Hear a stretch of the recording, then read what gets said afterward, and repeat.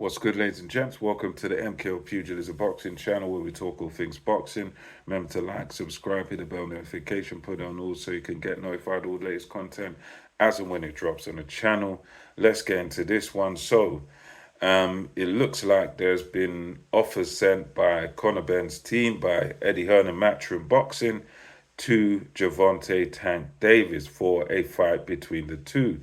And these are two fighters who have had their back and forths on Twitter with Tank and a few others. It's not only Tank, other fighters as well, like Broner at times and other guys. But most recently, you're talking about Gervonta Tank Davis having wars of words with Conor Benn and talking about dissing Conor Benn about the allegations and the failed PD tests and things like that, and it's all seemed to be coming to nothing really. And with these talks now, I've seen it from Eddie Hearn, Conor Benn himself, and a few bits and bobs on Twitter from Tank.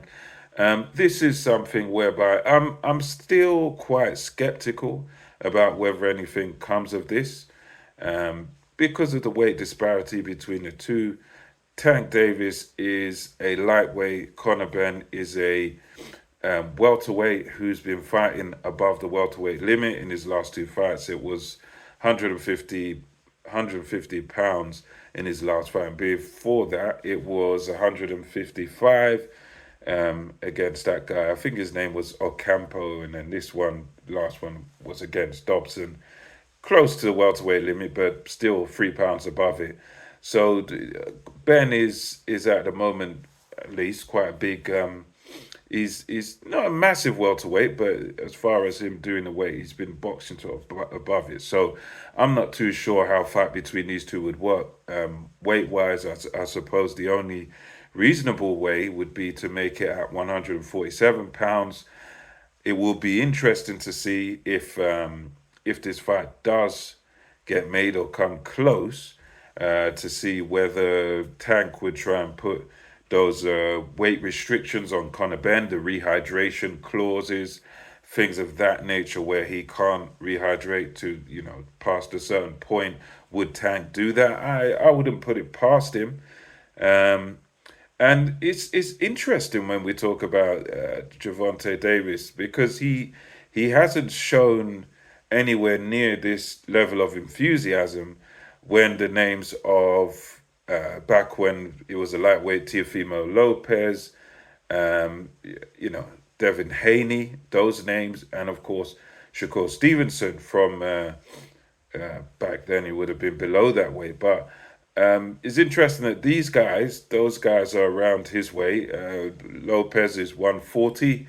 Haney is also fighting at 140. Stevenson is still at 135. So you've got those guys there, those credible, undefeated guys who are in and around his weight. And there's been call outs from those guys as well before.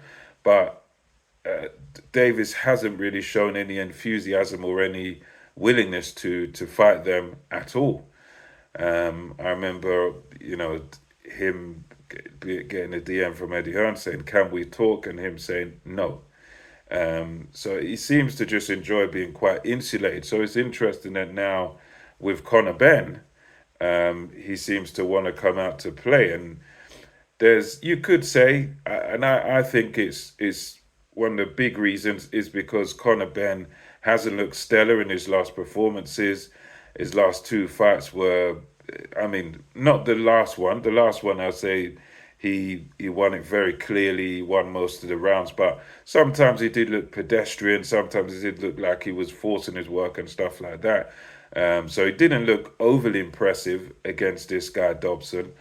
But the fight before that, it was really back and forth. It was a tough one for him to win. So it could be a case of Davis looking at him and just thinking, yeah, I can take this guy out. I can beat this guy. This guy doesn't look too hot. He's a bigger guy. I think it's definitely to do with money, as it always is. They want with Davis, it seems, they want low risk and high reward. So a guy like Conor Benn, I think, as Ring IQ said on his boxing channel, that this could just simply be a style matchup, style preference, because Gervonta Davis thrives against come forward fighters, guys that really put their all into the shots, guys that sort of hunt him down and relies on them sort of coming forward, walking into his shots, and then he counters with hard left hands and stuff, and he takes him out that way. And a lot of his opponents lately have been those sort of guys, come forward, aggressive fighters, sometimes overly aggressive, that they're going to walk in and they walk onto your shots, and you beat. So he seems to prefer that particular style of fighting, and that is how Conor Benn fights. Conor Benn is a lot bigger, stronger than Davis and anyone Davis has fought before, but stylistically, a guy like Conor Benn would suit a back foot counter puncher like Davis, who's just looking for that one shot. It don't get me wrong, it might not work against Conor Benn. Conor Benn may be just too big, too strong for him, but I think skills wise, Tank is a few levels above Conor Benn, but it's just a case of the size aspect. You know, can he deal with a bigger man like Conor Benn, a bigger guy who hits harder and who's a lot stronger than him? I think he'd have the right style to beat Conor Benn, but it would just be a matter of, can he take what Conor Benn brings? Can he take a shot from Ben? You know, if he gets hurt by Ben? You know, will he be able to sort of cope with a guy that much bigger and stronger, and a guy that punches harder? Because a lot of people applaud Tank's punching power, and he does have it.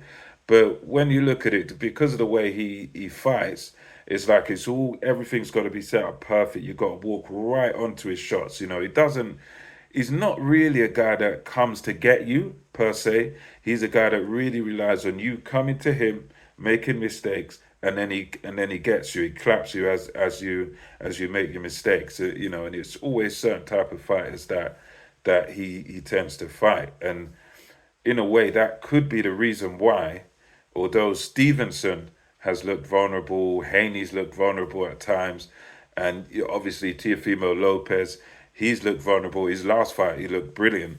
But even these guys have looked quite human, especially Shakur Stevenson. But he doesn't seem interested in Stevenson. And it could just be a case of maybe it's just all wrong stylistically for him. And then he's getting ambitious against a bigger guy like Conor Benn, because he believes, well, what Conor Benn does is going to play into my hands. And I think, I don't know that for sure, for a fact, but I think that's got to be something, that's got to be a major point and a major reason why they say he's even accepted an offer from Eddie Hearn to fight Conor Benn. So if it materializes, I doubt it. I doubt it will materialize, but I would be interested to see it if it did happen.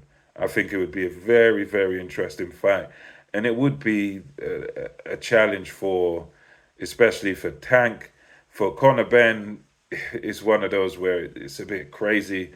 It would be a big name on his resume, but as a welterweight, for him to be fighting a blown up lightweight would be a bit of yeah, it would look bad on him if he were to lose that fight. Although I consider him to be skill wise a few levels below a Tank Davis, I think it would be an embarrassment if he were to lose, just because he is a welterweight. He's two-weight divisions up. So yeah, let me know what you think about this. The potential fight between Gervonta Tank Davis and Conor Benn. Apparently, Tank's accepted offers, but again, it's one of those you just have to believe it when you see it. Let me know what you think in the comment section below. Until next time, it's MK Pugilism, over and out.